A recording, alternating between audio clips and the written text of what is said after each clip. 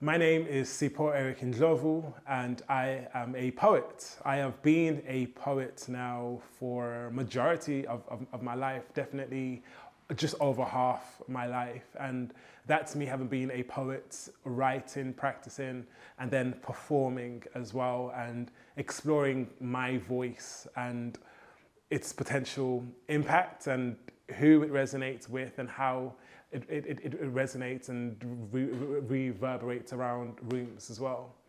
I got into poetry because I fell in love with hip hop when I was a child, and I have always had a stammer. I've had this speech impediment since I was a child, and when I listened to hip hop for the first time, I found that whenever I copied the rhythmic flows, it would actually help me to express my voice. The stammer would be almost outsmarted because I would be using melody and I'd be using rhythm to practice a kind of fluency.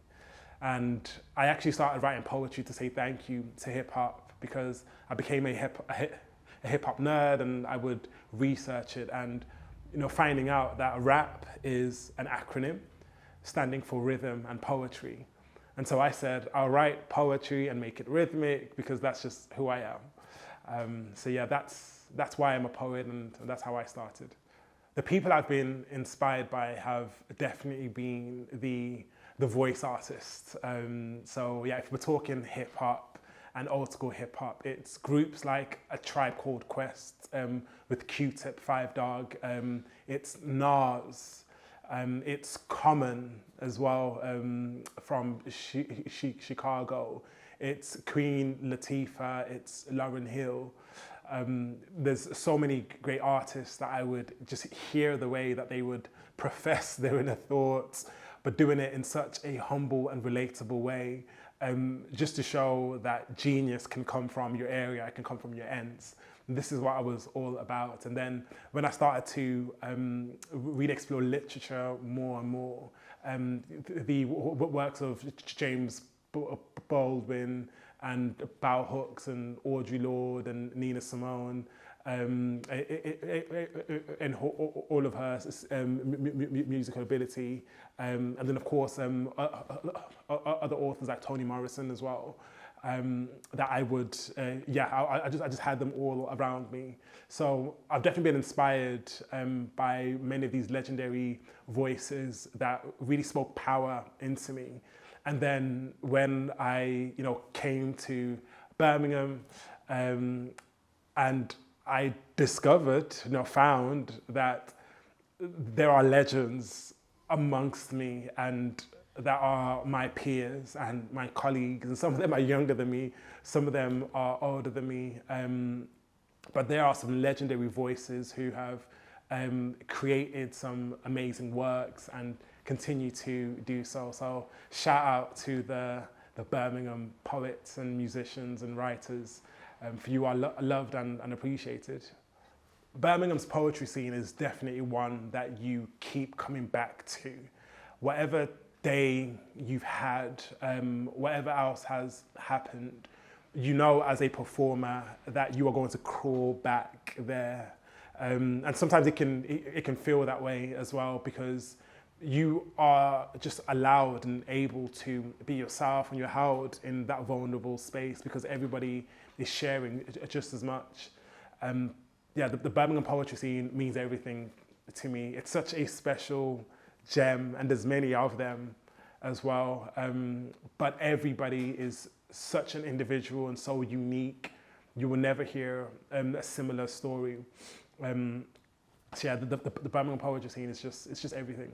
Based on the way that I have been inspired by other artists, performance artists, visual artists, my work really stems from my experience as a child growing up, being born in one country, coming to another, and my particular version of how my identity has been shaped in this society. I tell my story as such that other people can then be encouraged to tell theirs and to know that theirs is also as powerful and as interesting and insightful into another human experience. So I definitely talk a lot from my point of view, and it's been really exciting. This is what poetry has allowed me to do as well, because when I used to write, when I was 16 years old, and I was literally writing about how I was feeling then and what was happening around that point.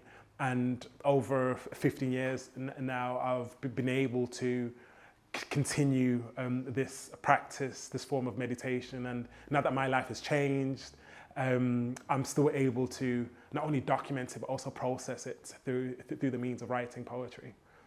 Getting up on stage in front of strangers and many, many people is such a freeing experience. As life can be, it's the contradictory where you actually find a kind of truth and a kind of purpose. So in my experience, knowing how nervous and anxious you can be that you're about to go in front of so many people, the doing that is where I found the most freedom, especially in poetry settings, because people are willing to listen. And you're stood up there and you're like, oh, hi, I've got my time slot, and you will validate me through your active listening, and you will let me know what's resonating and what's not. But what matters is me right now. And then we take turns in this. So it's definitely a very freeing experience. And then it can get exciting. Then you can get really creative. And it's just, yeah, it's a different kind of spotlight on you. It's not a stage or theatre spotlight on you that I feel internally. It's more of life, and you're being seen, which I think is something that many of us deserve. You know, we all deserve to be seen, and so that's the kind of spotlight you get when you perform. You're being seen, and you need to allow yourself to be seen. You need to see yourself. You need to appreciate it. Yeah, it's really, really awesome. So the power of poetry and the spoken word. I mean, it's enough to manifest. It's enough to process some very deep emotions and experiences.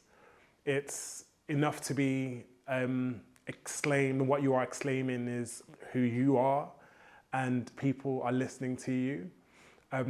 It's part of lifelong seeds that are being planted as well, because anyone can be listening, and you could be reflecting back something that someone has been trying to think about for so long, and they haven't been able to put it into words, and all of a sudden it's you have said exactly what I've been trying to say so much. How did you know? So the real power of poetry and spoken word poetry is that it connects us. It's this invisible thread, but it becomes tangible. It absolutely does. When somebody shakes your hand, gives you a fist bump, gives you a hug because of your poem. Yeah. I've definitely had many highlights. I feel very blessed, and I'm grateful for the times I've been able to write a piece really quickly with friends. And they were like, what, are we doing this tonight? We better learn it, practice it, and you go do that. And I've gone on to be commissioned by organizations I really respect as well. And I've had so much research time. I can consolidate thoughts, and I can use resource as well. So I've really appreciated those. But a couple highlights in particular that stick out for me. I must say, traveling to East Asia and being in China and traveling out there to perform, and knowing that I'm coming with my vernacular, my accent, as one of the mandem as well, and I'm about in this other area, in this other country, and I'm sharing this poetry in exactly the same way as I would back home. And what was important to understand was that I was going to be listened to every single word, but because there were some differentiations in language and understanding, I just had to be mindful of how I was communicating. And so as far as what would come across, it wouldn't just be what I was saying, but how I was saying it. And that was very, very validating. And another highlight actually was being invited to perform at a family member's funeral. And, you know, I managed to interview loads of family members and friends in order to prepare for this poem. And when it came time to perform it, yeah, definitely one of my best gigs. Everybody laughed when they should have. Everybody snapped when they should have. We were just all so aligned because my poem, my performance was about something else. It was about someone else. It was about honoring. And we all, from performer to audience, we all joined and collectively said that we agree here and we are going to do this justice. And that was just a reminder about why I write poetry and how important it is and what it can achieve as well. So yeah, definitely some highlights, and there's more to come as well, so I'm grateful. I have learned so much in my career as an artist. So my next venture is me setting up a consultancy, actually. So that's me, Sipho Eric Ndlovu, working with organizations, senior leaderships and communities, art galleries, museums and educational institutions when it comes to having difficult discourse. I want to find ways to encourage those conversations to do with accessibility, disability, arts, communities allowing their voices to be heard, talking about existing power dynamics. I've already been doing this work. I'm now just going to consolidate it, make it a bit more official. And this is all going to be based on my career as an artist, as a performer. I've learned so much being behind the microphone and seeing how to hold a room, how to listen to people, and knowing the impacts that you can have. And I've thought about this, I've researched about this, I've written about this, I've spoken to so many people about this, and I'm definitely at a stage now where I can deliver more workshops and I can talk to more people about this, and I can set up so much just to support organizations as far as talking in a very constructive and communal way. So yeah, that's what's coming up next, as well as performances, and yeah, I'll be around.